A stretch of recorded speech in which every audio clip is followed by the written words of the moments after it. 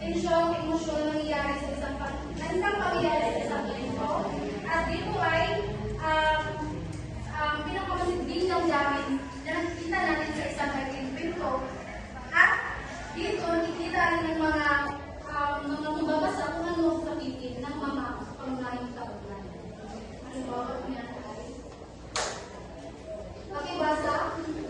Matapos ang ilang araw, isang malakas na bagyo ang dumating sa kalubatan.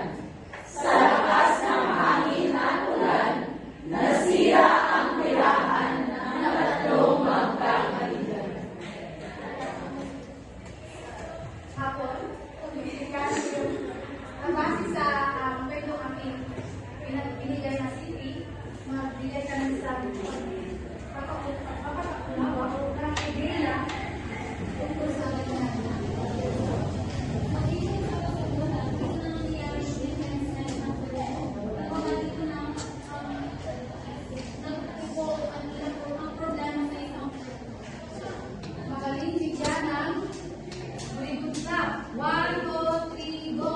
1, 2, 3, 1, 2, 3, very good, very good, very good. Okay. Sa kasukdulan, dito ay tumutukoy sa mga problema na merong mas tumataas ang tensyon o level ng antas ang tensyon na nangyayari sa isang kwento. So, katulad yan, malakas na bagyong sumilip sa kabubatan, kung kaya nasira ang nila sa tatlong magkaibigan. So, paano ba, sa kasukdulan, dito ay unti-unting pinapakita ang mga suliranin na kinakailangan itasin at bigyan ng solusyon ng mga pangunahing kaugnay. Next, isya. Magbigay ka ng sarili mong nagkakaunawa sa kakalasan.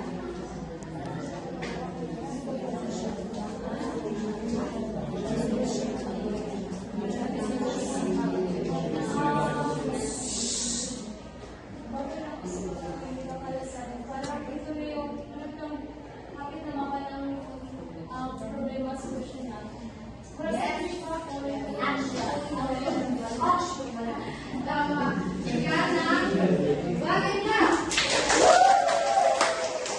Yes, tama ang sinabi ni Binibili siya. Kasi sa kakalasan, dito ay unti-unti bumababa ang isyo ng mga dahil nawawala yung details kasi unti-unti nasusolusyonan o nabibigyan ng solusyon sa yes, ng mga problema ng mga kapag sa isang mangyayari sa isang kaibigan. Halimbawa niyan, pakibasa, Naisipan ni Pico at Atuba na magtayo ng bagong bahay, hindi lamang para sa kanilang sarili, kundi pati na rin para kay Lord. Saila, dati sa Pilipinas City, ang salita, magbigay kayo ng magkakatugan, batay sa inyong kita kasi ang kakalasan nito, anong yung mga sasabi? Parang si Frank. Di ba di kasi nagkakaroon bagyohan? Then, dahil sa bagyong yun, naisipan ni Pico at Tuka na magtayo ng bagong bahay. So, yun yung solusyon sa parang suliraning na-experience nila. Yes, bigyan ng bawang siya.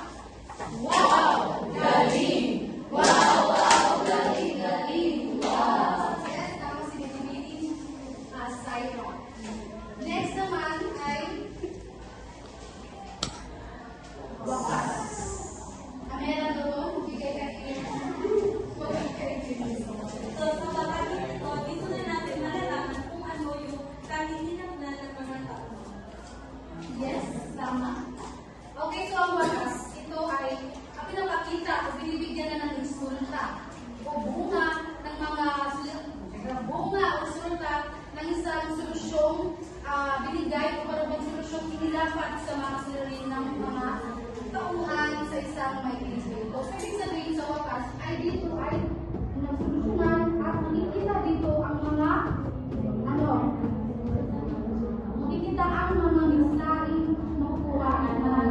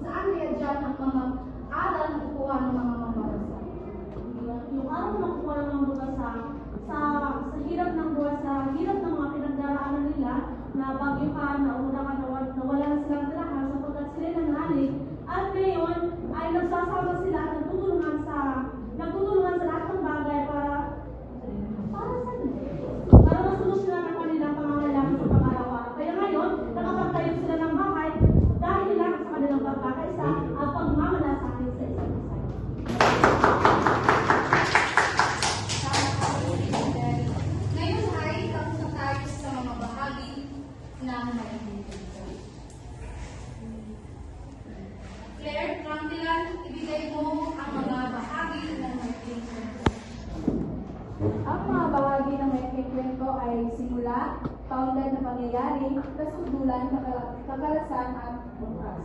Tama. Bigyan ng bracket clap. Yun nga, lubhang makinig talaga kayo. Kasi meron na kayong mga ngayon naman ay, dito na tayo sa mga sangkap ng mga kwento. Una ay bahay. Binites, mabilis ka ng pagkakaunaw. Kung ano ang bahay. Para sa akin, ang bahay para sa akin, ang bahay ito yung pagkakasunod ng pamilya sa isang tabi. Yes, magaling. Bigyan ng limang palakpak. Sa madaling salita, ito ay tumutukoy sa pagkakasunod ng mga pangyayari sa isang may pinipinto. Dito ay sinapaluban ng ang yun. Simula, gitna, wakas. Pero sa gitna, sa simula, gitna, wakas, ay nandoon pa rin si kakalasan, si kasubulan, si pangyayari, at saka si yung wakas, last part. Next naman ay tauhan. Okay, sa tauhan, ito ay tumutukoy sa mga ano?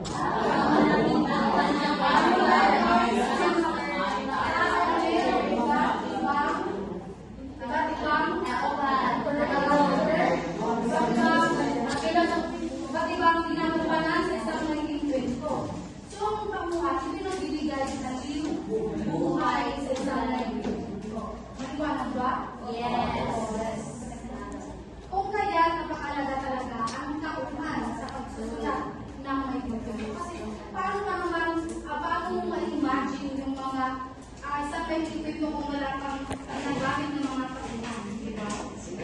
Halimbawa niyan, kanina sa ginawa natin yung unang gawain. Si Pico, Tuka at Hopper. Sila yung mga tauhan sa ating binasang may kwento.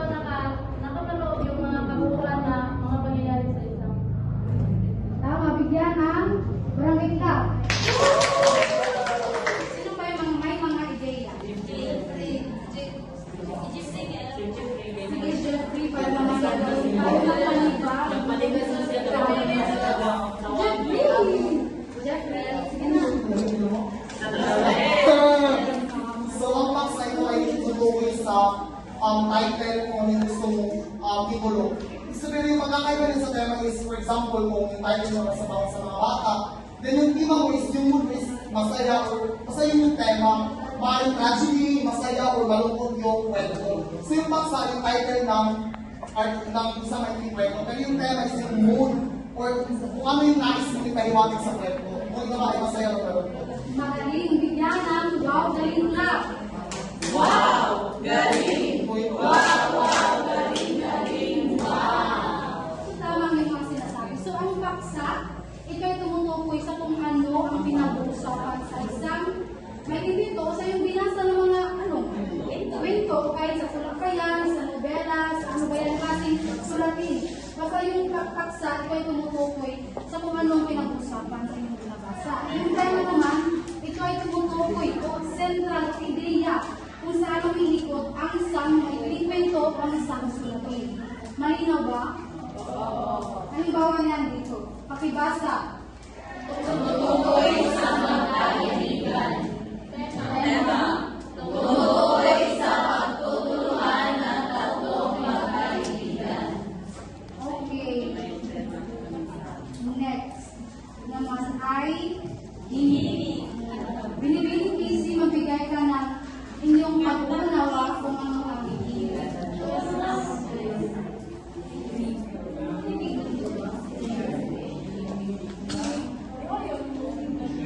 Hemig lang. Own.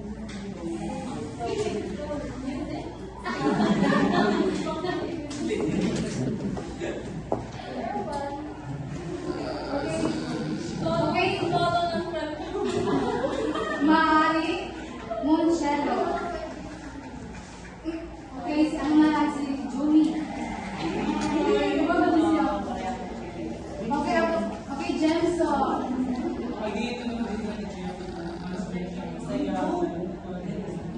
Rising inflation. Yes! Okay, makinig. Tama yung sinabi ni Jenson, yung tumutukoy sa mga emosyon. So ito ay tumutukoy sa kulay o damdamin na gahari sa isang may pinipito. Maaaring ito ay masaya, masigla, o malungkot. So hindi pa kanina, sabi na kanina sa ating pagsinuri na may kinikwento, ano kaya yung kinito ko? Johnny? Malungkot? Masaya?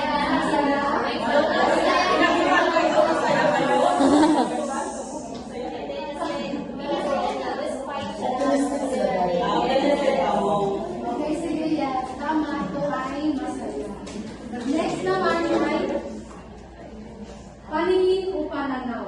Binibining ako, magbigay ka ng iyong sariling pagkakaunawa sa kung ano ang paningin o pananaw.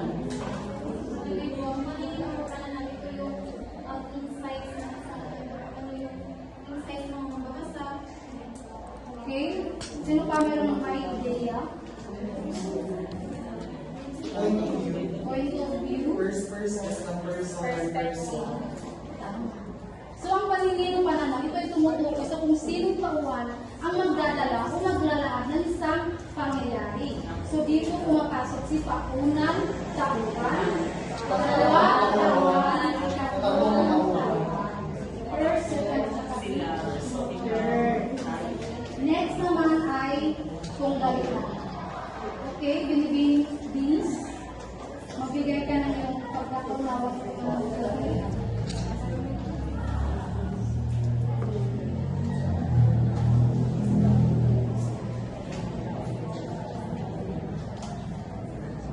Okay, so ang tunggalian, ito ay tumutukoy. Okay, please see.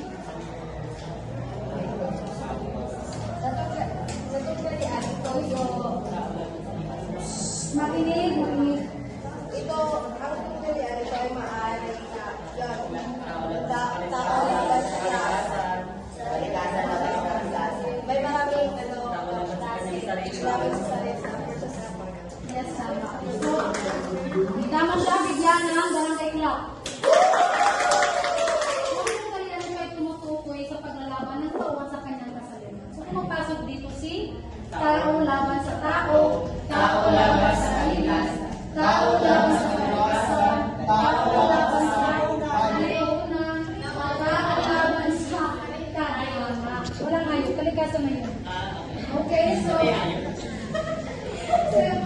Halimbawa niyan, pakibasa.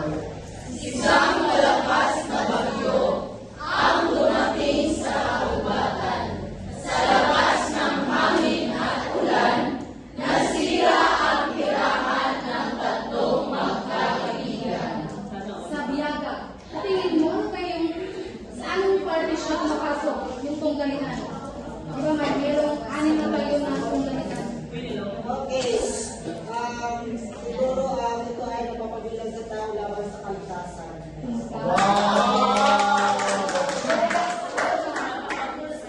Okay, next naman ay galaw. So ang galaw, ito ay tumutukoy sa mga kagalahan ng pangyayari mula sa simula, o na pangyayari, kasugduran kung kaya hanggang sa pumunta sa wakas. So para bang pagkakasunod kung ano yung galaw ng isang kwento, o dahil ng isang kwento. Malinaw ba? Yun lamang at maraming salamat. Okay, ngayon ay magkakaroon tayo ng gawain. Hindi siya, ano? Gawain.